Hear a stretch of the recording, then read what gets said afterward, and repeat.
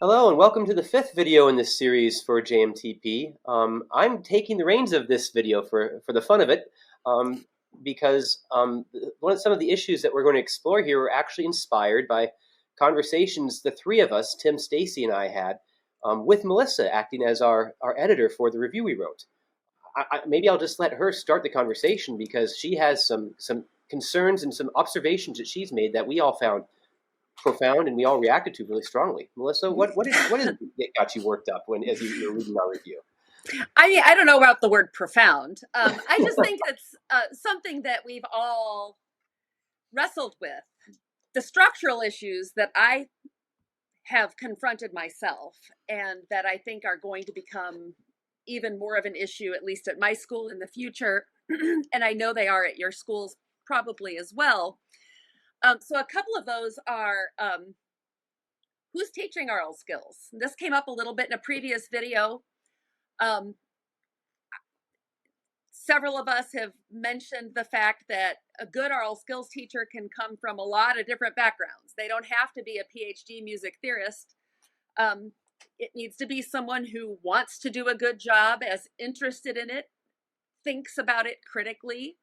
Hopefully they read some research and, think a lot about how to do this the right way.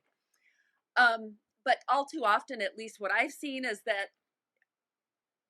maybe because of the low credit value and the lower number of hours, it's not a 3-credit course, it's a 1-credit course with a 2-hour meeting time usually in most schools.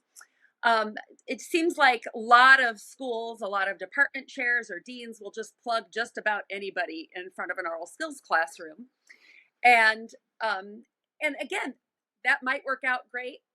It might not work out great. It might be someone who just comes in and teaches exactly like they were taught in 1980, or whatever, Okay, so that's one issue. And then the other issue that I already mentioned and that came up, I think, in the first video is the fact that at almost all schools, we kind of do some funny numbers with oral skills, and the amount of time we actually spend just in the classroom is already double the number of hours that the credit hour implies, right? So the credit hour is 1 credit hour. That's what they pay for. But they get 2 hours of classroom time. And of course, I know I say it all the time, you're not going to get better at oral skills if you just come to class and then don't do anything else. Like, you have to practice solfege, you have to practice all these things. You need to apply it all the time. And so reasonably, students look at oral skills and they're like, oh, it's just 1 hour.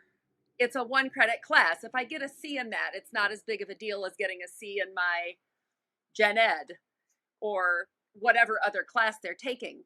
Even though I think if you asked students and you asked, at least in my department, I think all the faculty would say oral skills is like number one. Like, they have to be able to hear, they have to be able to sight read. So there's this giant mismatch, and I feel like that's kind of a big structural issue. It's a structural issue for students because they look at that 1 credit and they think, I'd rather get a C in that than something else. I try to bill it, and I think we've talked in previous discussions, you're getting a lot for your money. This is a really good deal. It's like a 2 for 1, 2 hours for 1 credit. Like a lot of what we've said, I don't really have a solution, but those are the things that are structural issues. Yeah. This is where you chime in. Melissa did such a good job of laying these issues out. There's not that much more to say. I'll add one little thing, which is that, there's this relationship between, the person who's writing all the lesson plans. A lot of places, we've got multiple sections of oral skills, but we want them to be doing the same thing. So we've got one person writing the lesson plans and then other people implementing them. Sometimes that person who's writing the lesson plans isn't even teaching the class themselves. And so there's this disconnect between this ideal of how it's supposed to work versus how it's actually working in the classroom that may not always be apparent to those people. These are big structural issues. I do think that if we think about outcomes and focus our instruction more on that and those lesson plans that we're passing out or receiving, that might help a little bit, but yeah, these are big problems. Well, I think one of the reasons that aural skills is subject to such strong inertia in the first place, right? The people teaching the class aren't necessarily the owners of the class, or if they are, they're the reluctant owners of the class, right? And I mean no disrespect to anyone who's teaching aural skills anywhere, but yet it's not a secret that many aural skills courses are taught either by musicians who aren't trained in music theory and aural skills. So, for instance, here at University of Nebraska, we've got an oboe professor teaching some aural skills. We've got a cello professor teaching aural skills, and they do a bang up job. I don't mean any disrespect to them at all, but they'll be the first to say that they aren't trained in this. This is not their main stage, so to speak, and so they aren't the ones in charge of that curriculum. Much less should they be charged with providing the kinds of innovations and experimental changes that we've been suggesting over the last several videos. And on the other hand, I think there is a sizable cross-section of trained music theorists, PhD music theorists like myself, who, let's be honest, aren't that interested in aural skills. I don't think any of us need to apologize for this, but I'll bet there's a large population of PhD holding music theorists out here who are not interested in this series of videos, for whom teaching undergraduate aural skills is not why they went to graduate school in music theory. And that's fine until we realize that those are the people who are put in charge of those programs, if they're not actually in front of the classrooms themselves. So again, I don't have any more solutions to any of these structural issues than Melissa does, but maybe this is some of the cause, that aural skills have kind of become the sort of forgotten stepchild of the music theory discipline. And it's also kind of become this forgotten stepchild of the entire undergraduate music curriculum, not music theory curriculum, music curriculum. And it's this important little corner, and we'd miss it if it were gone, as Melissa was mentioning her colleagues. My colleagues would agree, oh yeah, aural skills is really important.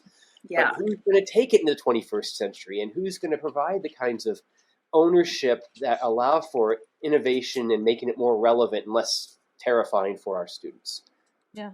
I don't have the answer for that for everybody. Yeah, I think, Stan, what you're mentioning here about the place of aural skills within the whole curriculum, let alone its relationship to the music theory curriculum, comes back to a thing we've discussed a lot, which is the coordination between theory and aural skills. It came up in our article, it came up as you assess all of these textbooks, that most of them are kind of lockstep in companionship with the theory curriculum. We referenced a Michael Rogers quote in our review where he talked about how comprehension and hearing abilities develop at different rates, with the ear generally lagging behind. And we certainly see this lag as you compare curriculum, where we encounter things in aural skills typically after we've already been introduced to them in the theory class.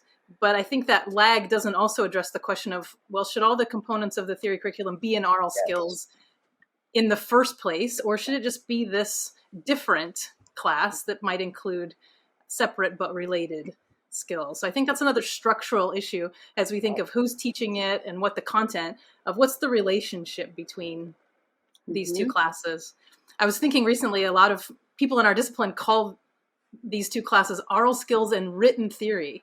And I think that actually loads it up with a meaning that we might not intend, because I hope we would all agree that the theory class should involve listening and singing and performing and sounds of all sorts.